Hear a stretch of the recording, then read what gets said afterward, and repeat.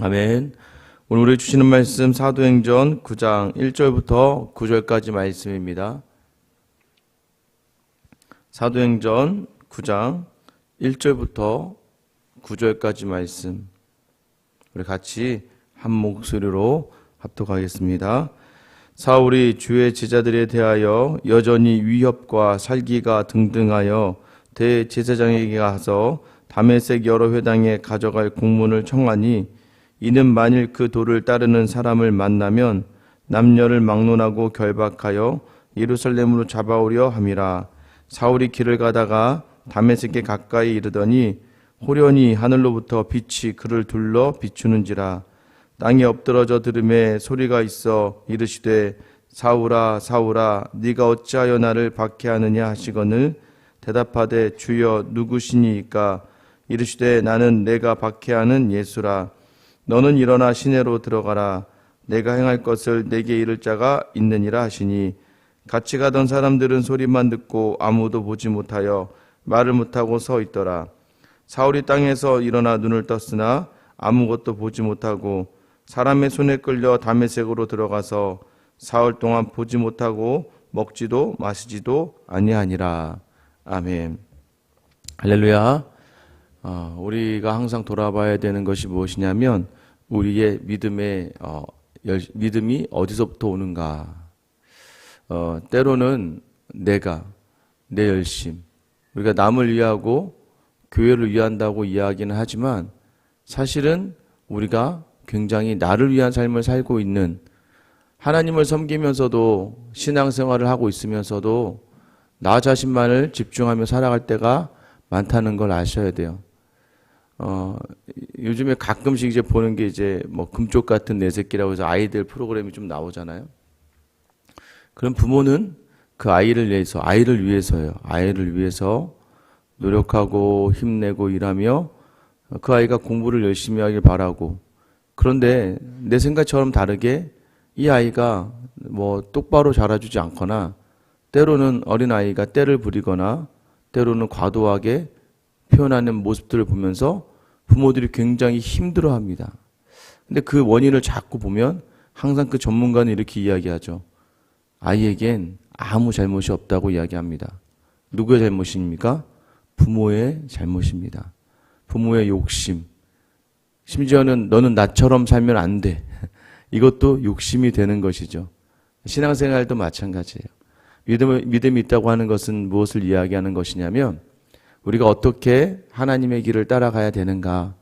때로는 우리가 내가 나온 길, 하나님이 나를 만나주시고 나를 이끌어주시고 나와 함께 하셨던 그 큰 기쁨과 감격의 자리를 마치 내가 수고하고 내가 노력하고 내가 헌신하고 내가 기도하고 내가 예배드리러 나오고 내가 뭔가를 해서 얻어진 걸로 착각할 때가 있습니다.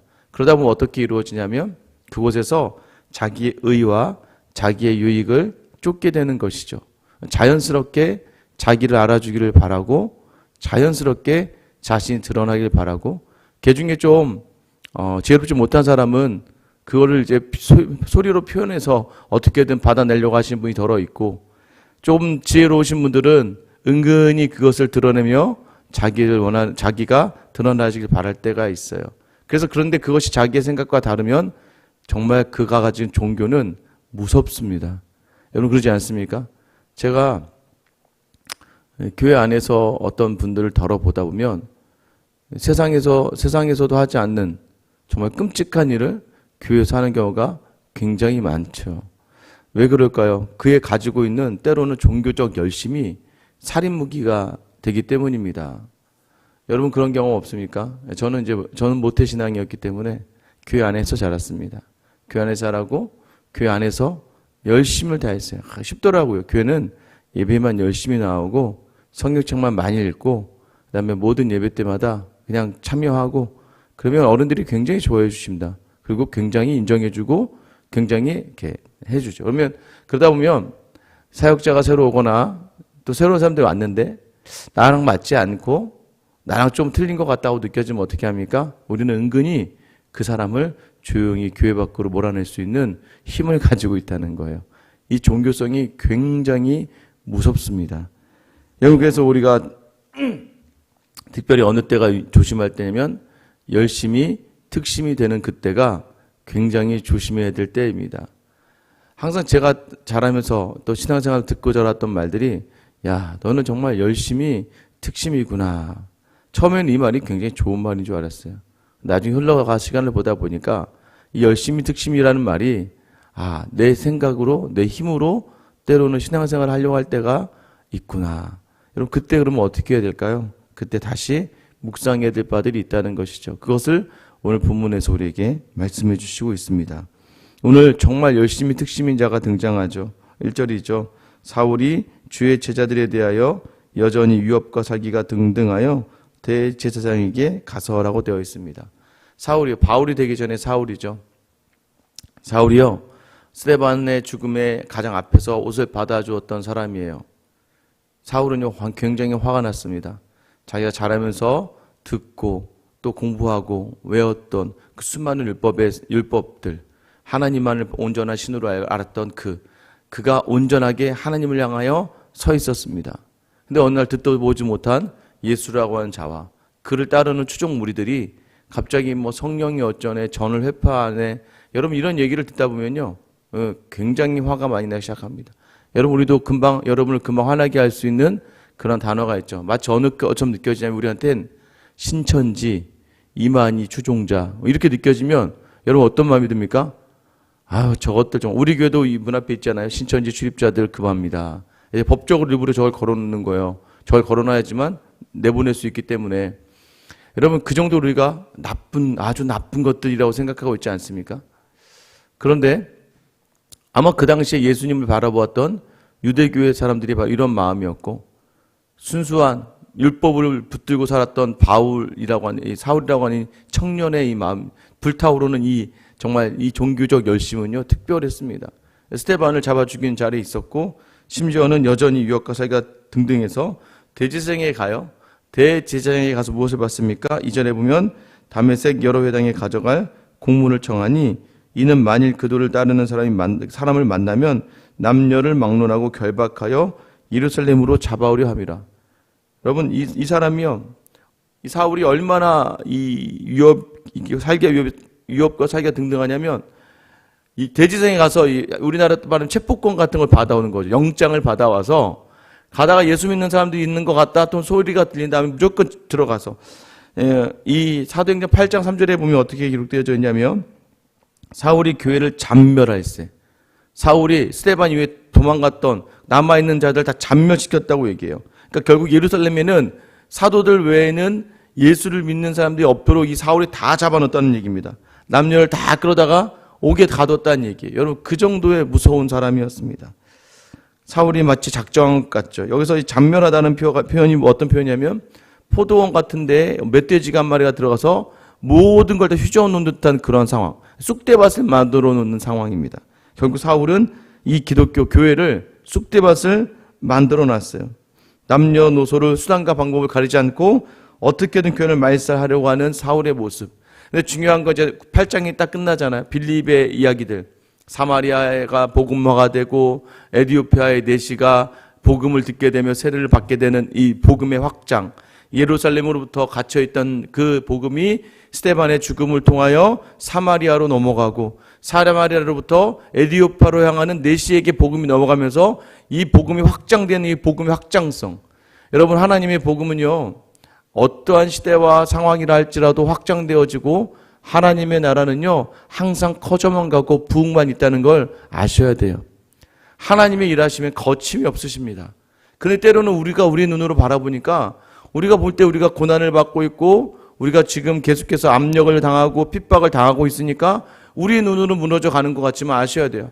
한국교회 인원이 준다고 해서 하나님의 부흥의 역사가 멈춰지는 것은 아니에요. 항상 하나님은 여전히 자신의 일을 행하고 계십니다. 여러분 믿으십니까? 이 하나님의 일하심에 기억하셔야 되는 건 무엇이에요? 그러나 그때 수반되어져 가는 것이 하나님이 성도를 통해 일하시는 거예요. 지금 보세요. 예루살렘으로 시작했던 이 믿음이 유럽으로 퍼지고 영국으로 넘어가고 영국에서 미국으로 넘어가고 미국에서 다시 한국으로 아시아로 이 말씀이 계속, 그러니까 이 복음이 계속 흘러가고 있지 않습니까? 그 가운데에서 확장되어져 가운데 있었다. 자, 근데 그 끝이 어디까지냐를 이제 보여주는 거예요. 복음이 어디까지를 덮어버리느냐를 오늘 본문이 보여주는데, 오늘 9장 1절 딱 시작할 때는 원래는 이 헬라어 성경에 보면 대라고 해서 이제 그러나라고 되어 있습니다. 자, 빌립은 이런 일을 하였다. 9장 1절 시작하면서 그러나 사울이라고 이야기하면서 우리 마치 반대되는 이야기를 하는 것 같지만 복음이 어느 만큼의 능력과 힘을 가지고 있는지를 드러내는데 그것이 무엇입니까? 오늘 사울을 변화시키는 내용까지 나오는 거예요. 그러니까 하나님께서 일하시는 것은 지역적인 확장도 있지만 영적인 확장에서 하나님을 대적하고 종교적 하나님 안다고 착각하면서조차 하나님을 향하여 하나님의 사람들을 잡아주셨던, 여기서 말하는 주의 제자들이 누구인가요? 주의 제자는 뭐예요? 주의 제자들. 이젠 제자는 뭐예요? 그 스승의 길을 따르는 사람들 아니겠습니까? 스승이 누구예요? 예수 그리스도의 길을 따르는, 예수님의 길을 가고 있는 그들을 어떻게든 유업과 살기로 잡아서 끌고 오는 이 사울. 얼마나 열심이었던지 다메섹, 예루살렘부터 다메섹까지는 서울에서부터 한 대전 한 200km 정도, 좀 더 대전보다 더 내려가겠지만 한 200km 정도. 여러분 지금이야 뭐 차로 갈 수 있겠지만 200km를 걸어간다고 생각해 보세요. 남자가 하루에 막 4시간, 4km, 1시간에 4km 정도 해서 10시간을 걸어간다고 해도 꼬박 3, 4일을 밤을 새서 걸어가야 될 그 길을 사울이 그 예수 믿는 사람들 잡겠다고 가고 있는 거예요. 이 정도의 열심이 특심이었던 사울의 모습 속에서 오늘 사울이요, 주의 길을 가고 있는 사람을 잡으러 갑니다. 여러분, 이 정말 이 사울의 마음에 하나님이 있었을까요? 그는 분명히 여호와의 도를 행하고 있다고 생각했을 거예요. 그러나 아니에요. 그는 그 자신의 길을 가고 있었던 것이죠. 종교가 자신의 유익이 되는 종교를 믿고 종교인으로서의 삶을 살고 있었다는 거예요. 그래서 우리가 조심해야 될 것이, 이 신앙이요 종교가 되면 안 돼요. 그러면요 덮어놓고 믿거나 또는 맹목적으로 따르거나 또는 그냥 내가 기댈 곳이 없어서 내 몸을 여기에 다 기댄다고 생각하면서 믿는 종교가 기독교가 되기 시작하면 굉장히 무서워지기 시작합니다. 3절 말씀 보세요. 사울이 길을 가다가 다메섹에 가까이 이르더니 호련히 하늘로부터 빛이 그를 둘러 비추는지라. 드디어 예수님이 그에게 나타나십니다. 여러분 지금 정오예요.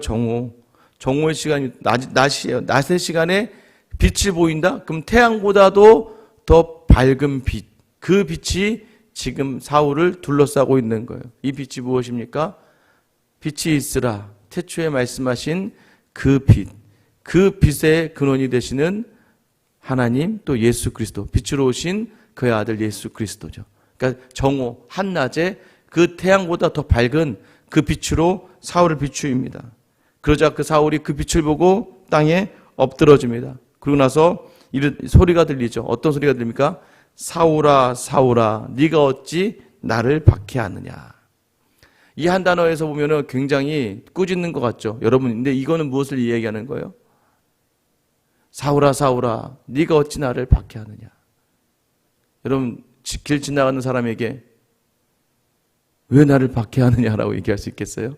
누구야 이름도 모를 뿐더러 그 사람한테 가서 야 누구야 그렇게 하면 안 되지, 그렇게 살면 안 되지. 이 정도의 관계는 어떤 관계예요? 친밀한 관계예요. 사울은 하나님을 대적하며 예수 그리스도를 박해하고 예수님을 믿는 자들을 박해하고 예수를 믿는 자들을 핍박하던 사람이었지만 하나님께서는, 예수님께서는 그 사울을 창세 전부터 알고 계셨고 너무나 잘 알고 있는 그 사울에게 나타나셔서 사울아 사울아라고 불러주시는 거예요. 그리고 너와 나다라고 하는 표현은 이 관계적인 부분을 이해하시는 거죠. 결국 하나님께서, 예수님께서 사울과 얼마나 관계가 돈독한지를 사울의 입장이 아니라 하나님의 입장에서, 예수님의 입장에서 지금 보여주는 단어가 바로 이 단어죠. 이 말에 갑자기 놀란 사울이 5절 말씀 보세요. 대답하되 주여 누구시니까? 이르시되 나는 내가 박해하는 예수라. 어쩌면 스데반이 죽어갈 때 당연하듯이 여겼던 이 사울이었어요. 그런데 지금 이 신비한 경험 앞에서 주님이라고 불리워지는, 자기도 모르게 그 빛에 자신의 원초적인 그 삶의 자세 또는 원래 서 있어야 될 자리에서의 고백이 나옵니다. 주님이란 표현이 나오는 거죠. 그리고 나는 네가 핍박하는 예수다. 계속해서 뭐가 강조됩니까? 나와 네가 강조되는 것이죠. 네가 핍박하는 예수다, 박해하는 예수다라는 표현이 어떤 표현이냐면 한 번 이렇게 받겠다는 게 아니라 계속 끊임없이 끈질기게 괴롭히고 있는 것을 말하는 거예요. 사울은 계속해서 예수님을 괴롭혔어요. 그러나 예수님은 사울을 알고 계셨고 사울을 이전부터 바라보셨던 분이시죠. 그런 결국 주의 성도를 괴롭게 하는 것, 그게 바로 예수를 괴롭히는 거예요. 우리가 성경에도 이야기하지 않습니까? 작은 소자에게 하는 것이 내게 하는 것이다. 주변에 주의 성도들에게 하는 것이 바로 하나님에게 하는 것이죠. 그래서 우리가 믿음이 있다는 것은 무엇이냐면 우리가 알고 있는 종교성으로 다른 사람들을 생각하고 판단하고 하는 문제가 아니라 하나님의 입장과 하나님의 눈으로 바라볼 수 있어야 된다는 거예요. 6절 보세요. 너는 일어나 시내로 들어가라. 내가 행할 것을 내게 이를 자가 있느니라 하시니. 여러분 원래 시내로 들어가야 될 목적은 무엇이었습니까? 원래는 잡아서 끌고 오기 위함이었어요. 예수 믿는 사람들 잡아 죽이려고 했던 그의 종교적 열심, 특심, 그 자신의 만족을 채우려고 했던 그 자리를 이제는 하나님께서 다른 방법으로 바꿔버리시는 거예요. 예수님이 그 자리를 뒤집어 엎어버리시는 거예요. 이제 무엇의 시간입니까? 다시 그의 모든 인생을 되돌아보는 그 시간. 여러분 사실 이 시간, 이 일이 있을 때 다른 사람들이 있던 소리만 들었다고 이야기합니다. 그러나 그는 그 빛을 보았다는 거예요. 여러분 그 빛을 보고 나서부터 이제 사울이 바울로 변화되는 그 시점이 오게 되는 것입니다. 하나님의 선택은요 창세전에 이미 있었다는 걸 이 빛이 그것을 의미하는 거예요. 빛이 있은 다음에 태양이 만들어지지 않습니까? 그 빛이 이 사울에게 비춰졌다는 것은 이 사울은 하나님이 택한 사람이다라는 것을 이야기하는 거예요. 이제는 무언가 달라지는 거예요. 하나님의 복음이 어느 정도냐? 하나님을 대적하는 자들마저도 하나님의 자녀로 부르시고 택하셔서 그를 하나님의 일을 하게 하신다는 거예요. 하나님의 가장 적절한 부르심, 어쩌면 여러분 우리를 부르시는 부르심이 바로 이걸 수 있어요. 얼마나 우리가 강팍하고 완악합니까? 얼마나 추악하고 더럽습니까? 우리가 다른 사람을 욕할 수 있는 바로 그런 믿음의 자리가 있습니까? 여러분 생각해 보세요. 우리의 하루의 삶을 생각해 보면 나는 너를 알고 있어. 나는 네가 어제 한 일을 알고 있어. 나는 네가 오늘 아침에 나와서 어떤 마음으로 나와 있는지 알고 있어. 여러분 이렇게 하나님께서 오늘 다 아시는 거예요. 다 알고 계시지만 하나님은 기다려 주셨다가 우리의 그 순간에서 우리의 그 은혜를 부어주시고 하나님의 일을 감당하게 하시는 거예요. 9절 말씀 보세요. 사흘 동안 보지도 못하고 먹지도 마시지도 아니하니라.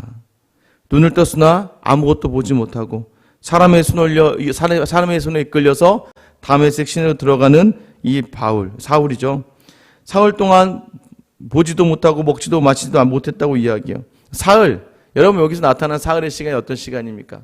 사흘길, 십자가에 달리시니 사흘 만에. 자꾸 어떤 성경에서 사흘이라는 시간은요 어떤 기다림과 묵상과 인내의 시간이에요. 이 사흘 동안 사울은요 지독한 외로움 속에서 또는 괴로움 속에서 또는 두려움 가운데 있었을 거예요. 내가 죽이려 했던 그 기독교인들이 나에게 다시 해코지라면 어떻게 하려나? 또는 왜 내가 이런 상황을 경험해야 되는가? 또는 왜 나 혼자 이렇게 있어야 될까? 눈이 보이지도 않는 그 두려움. 여러분 그 얘기 하더라고요. 이 죄수들이 가장 두려워하는 게 매 맞는 게 아니라 그러더라고요. 그리고 막 무슨 훈련받고 이런 게 아니라 이 독방에 갇히는 게 가장 무섭다고 이야기합니다. 감옥에 다녀오시지 않아서 다들 모르겠죠. 저도 잘 모르겠습니다만은 독방에 갇히는 게 가장 끔찍한 형벌이라고 이야기해요. 그곳에서 외롭고 힘들고 누가 대화할 수 없는 그 자리가 너무나 힘들다고 이야기하더라고요. 지금 이 바울이 그 자리에 있는 이유가 무엇일까요? 어쩜 바울은 그 자리에서 다시 자기가 알고 있던 모든 율법의 지식들을, 그가 탁월하게 배웠던 모든 성경의 내용들을 지금 어느 한순간을 통과시키는 거예요. 자신을 비추었던 그 빛에 통과시켜버리는, 그게 누구입니까? 예수 그리스도라고 하는 그 빛에 통과시키면서 하고 있는, 묵상을 하고 있는 시간인 것이죠. 어쩌면 예수님 십자가에 달리신 사흘의 고난, 요나가 고레 뱃속에 들어갔던 사흘의 시간, 아브라함이 이삭을 잡기 위해 사흘 동안 걸었던 그 발걸음들, 어쩜 그 길의 모든 자리마다 고난과 고통이 있지만 때로는 그 자리가 그를 살려내는 생명의 자리라는 것을 이제 바울이 알게 되는 거예요. 왜 그렇습니까? 자기가 알고 있는 그 율법은 내 발의 등이요 내 길의 발등상 내 발의 등이 되는 것이라고 고백하였는데 율법이 온전한 빛인 줄 알았어요.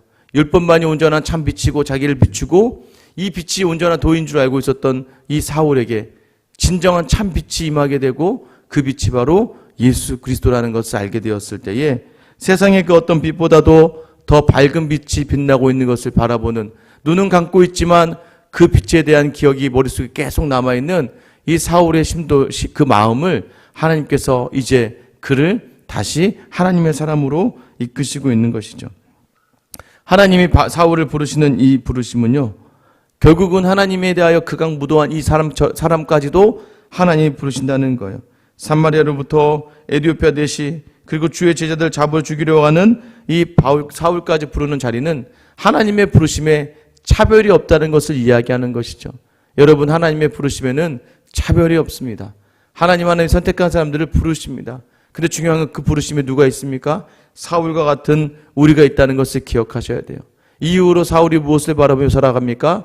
주의 은혜만을 바라보고 십자가를 바라보며, 그의 매번 되는 고백은 무엇입니까? 나 같은 죄인 살리신이라는 믿음의 고백이 계속해서 사울의 삶 가운데 있게 되는 것이에요.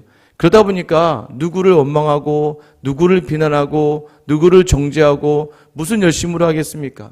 하나님을 섬김의 시작도 내 열심이 아니었고 하나님을 섬기는 그 이유들도 내 힘이 아니야, 내 노력이 아니라는 것을 말씀하고 있는 거예요. 가정도 마찬가지입니다. 우리의 직장도 마찬가지입니다. 우리가 그 안에서 믿음을 담아 생활한다는 것은 어쩌면 고난과 고통 속에 있고, 때로는 주의 제자들이 사울에게 쫓겨나면서 야, 언제까지 고통을 감당해야 되는가. 그러나 그들은 흩어진 그곳에서 말씀 전하기를 그치지 않았어요. 그 고난의 자리를 인정했어요. 하나님이 내게 주신 자리구나. 그럼 내가 여기서 해야 될 것이 무엇인가? 복음을 전하기 위한 삶. 여러분의 가정이 녹록하지 않고 여러분의 생각과 다를 것이고 매일매일 하루에 반복되는 일들이 나를 너무나 힘들게 할 것이에요. 그러나 그 고난의 자리와 그 아픔의 자리는 하나님이 여러분에게 주신 복음의 자리라는 걸 믿으셔야 돼요. 그 복음의 자리에서 복음의 빛을 발해야 돼요. 그래서 힘들더라도 그 일들을 감당해야 됩니다. 그걸 감당하기에 말씀을 또 주시는 거예요.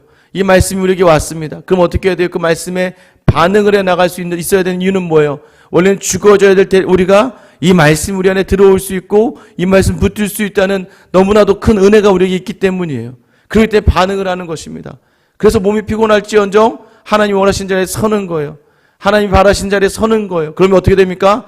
나를 대적하였던 예수를 따르는 자들을 핍박하였던 이 사울이 바울이 되는 역사를 우리에게 허락하여 주신다는 거예요. 나를 어렵게 힘들어했던 모든 자리가 하나님의 자리로 변화가 되고 그 자리에 하나님의 통치가 임하게 되는, 하나님의 나라가 임하게 되는 것을 여러분 기억하셔야 돼요. 저희 아이가 말씀드리지 않았습니까? 저희 셋째 아이가 아빠 나는 교회는 다니겠지만 믿음은 생활을 하겠지만 교회 안 다닐 거야.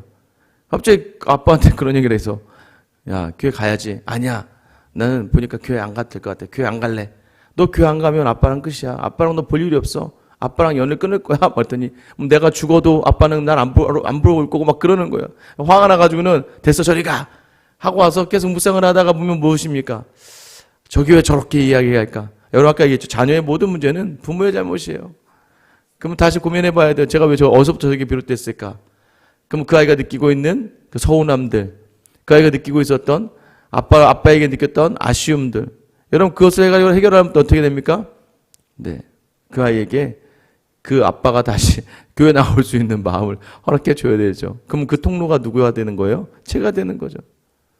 어젯밤에 무진장 눈썰매를 태워서 달리느라 팔다리가 쑤져 죽겠습니다.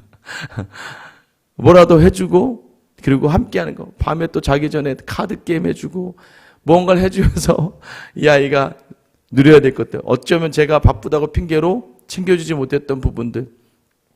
그러면 더 힘이 들 수 있고 더 어려울 수 있겠지만 어제 그러면서 마지막에 한마디는 뭐예요? 교회 나갈 거야 라고 끝나고 잠에 드는 거죠. 여러분 우리가 서 있는 자리가요 그렇게 넉넉한 자리는 아닐 거예요. 여러분의 가정의 자리들이 그렇게 쉽지는 않습니다. 그러나 여러분 우리가 항상 이야기하는 것처럼 하나님의 은혜, 우리를 부르시는 그 하나님의 은혜, 그 부르심 앞에서 하나님 주어진 믿음, 그 믿음으로 말미암아 감당해낸 오늘 하루, 이 하루를 통하여 하나님이 내게 주신 자리를 인정하는 삶, 그 삶 가운데 나를 대적하는 모든 것들마저도 다시 나와 같게 하나님의 자리로 이끌어 주시는 그 은혜가 있다는 걸 기억하셔야 돼요. 오늘 하루를 다시 한번 어쩌면 또 예수를 박해하는 자리로 있을 수도 있어요. 야, 너는 아직도 나를 박해하니? 여러분, 그러면 또 사흘이 허락되어집니다.